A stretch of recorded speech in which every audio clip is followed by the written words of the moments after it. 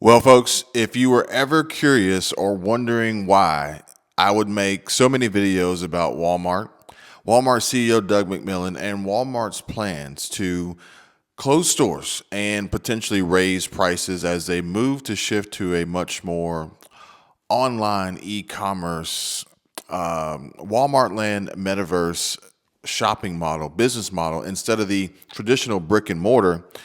Well, allow me to share with you two recent events that has happened at Walmart, which, much like the Walmarts that have shut down in New Mexico and also in Portland, Oregon, and multiple other states around the country, although they're not necessarily coming out and saying it specifically, they're calling these stores or labeling these stores as underperforming. The real fact of the matter is that Walmart is becoming a wasteland and a huge liability for the company that is ultimately going to lead it to developing a hard to recover from black eye, as well as ruining the shareholder sentiment, dropping stock valuation, stock price, and also creating legal headaches and costly lawsuits for the giant mega retailer who can look at competitors like Amazon and realize, hey, they don't share the same problems that we do. Folks, take a look at this here. Graphic caught on camera. Officer shoots at armed suspect in Walmart. And this was published just a few hours ago on Saturday, March 18, 2023. And we can see here that I can get this to pull up. We can see here that surveillance video released Friday shows an officer shooting at an armed suspect, shoplifting suspect in the middle of a Phoenix Walmart. The video shows 35-year-old David Apina initially walking into the store near the 35th Avenue and Southern Road on March 4. Investigators say Apina started stealing items inside, and the store surveillance footage shows Apina walking towards the doors to exit as the loss prevention employee tries to stop him from leaving. Now, folks, this is very important, especially for the fact that, or from the standpoint of how people would state, well, why doesn't Walmart just hire more security? Why doesn't Walmart just get more officers to patrol the stores and stop these thefts from happening? Well, ironically, despite the added cost that would bring onto the store, and ultimately the inability for any one or two officers to be effective throughout the entire store to prevent any form of meaningful loss, this store in particular actually had a loss prevention officer on site and employed at the time of this event.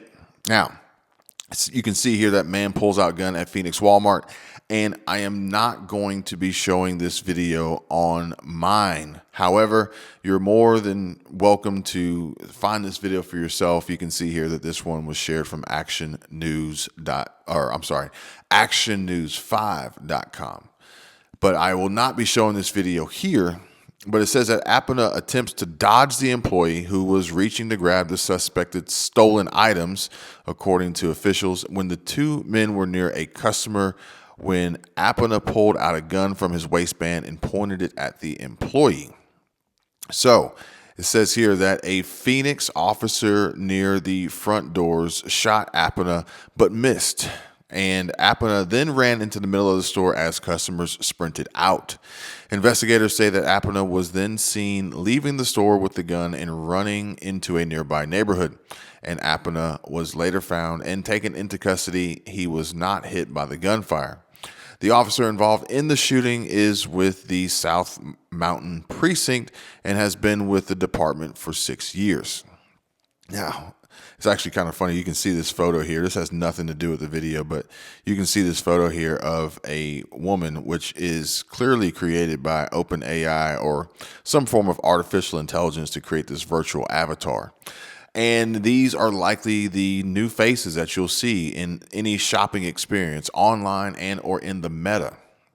because stores like Walmart are going to be making moves to pull away from the risk and the liability that comes with the association of physical people walking in and out of stores, stealing products, and even in this particular situation, seeing a loss prevention employee or officer trying to prevent the theft from happening, then risking the lives of innocent bystanders and shoppers by shooting at the suspect and missing the target.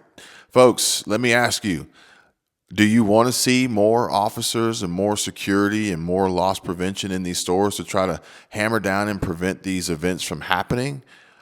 Or would you rather see Walmart increase their prices to cover these losses? Or better yet, see Walmart close these stores down altogether, close down brick and mortar, and move to a 100% online and virtual shopping experience in the metaverse? Or better yet, would you rather just be an innocent bystander and a customer shopping at Walmart, picking up your necessities, albeit high priced and heavily inflated prices, and risk your life of possibly being an innocent bystander shot as the loss prevention security guard is trying to take down a suspect for stealing some, I don't know, carton of eggs, some glue on eyelash accessories. I don't know. Maybe a pack of socks. These seem to be high theft items at Walmart, and in my opinion, not worth risking your life over. But you guys can be the judge. Comment down below and let me know. Meanwhile, in Seabrook, we can see here in Seabrook, New Hampshire, that Seabrook police make arrest following bomb threats at Walmart. Again, Saturday, March 18, 2023, just a few hours ago, and at approximately 4 p.m., officers from the Seabrook Police Department located and arrested a person of interest for allegedly making false reports of explosives at Walmart earlier in the day that resulted in a shutdown of the store and others in the vicinity.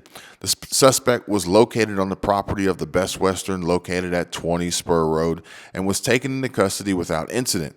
She is identified as Megan Leavitt, age 38, of Alfred, Maine, and according to a press release which was issued by the police department, Seabrook Police Department, Leavitt was charged with false reports as to explosives, a felony charge, false reports to law enforcement, a misdemeanor, false public alarm misdemeanor, criminal threatening felony, possession of a controlled drug felony, and Leavitt's arrest stems from an incident that began at approximately 11 a.m. when the Seabrook Police Department responded to Walmart located at 700 Lafayette Road for a report of a possible explosive device in the store. As officers responded, a second call was made directly to the police department stating a man was in Walmart with a firearm. Upon arrival, responding officers took steps to ensure the public's safety and began an investigation related to the threats. Officers quickly determined that there was no one in the store posing a threat with a firearm, and Walmart and adjoining stores were evacuated. The New Hampshire State Police bomb squad was called in to sweep the building for any explosive devices. Nothing was found.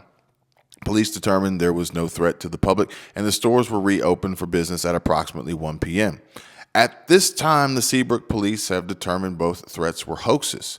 Seabrook police do not believe today's threats are related to a series of similar calls that have been made across New England in recent months. Excuse me. However, Deputy Chief Kevin Galino stated, "The quick response of our patrol officers to secure the scene and begin investigation has led to a person of interest who we believe to be responsible for today's events, and charges will be forthcoming. We would also like to thank our law enforcement partners, the New Hampshire State Police, the Kensington Police Department, and the Hampton Falls Police Department, who assisted us today.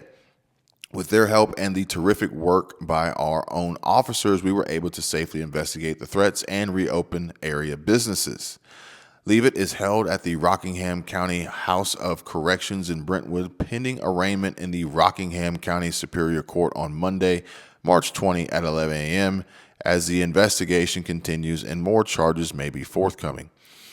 It's weird. This fictitious AI virtual avatar is following me around the internet. It's kind of odd, kind of strange.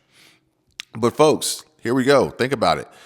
In one hand, you have the possibility and the likelihood of potentially being hit in the crossfire as store employees are involved in shootouts with shoplifting customers over petty theft and merchandise probably under $1,000 in cost.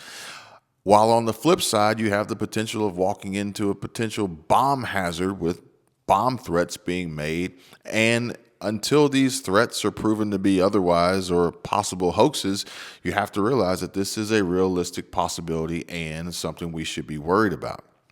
At the end of the day, if I'm Walmart, if I'm CEO Doug McMILLON, if I'm any person of interest within the Walmart organization, and I'm focused on continuing in my employment, maintaining levels of high revenue and profit, then I have to seriously take into consideration ways in which I can prevent these things from happening, stop them, keep the people safe, and continue to turn a profit.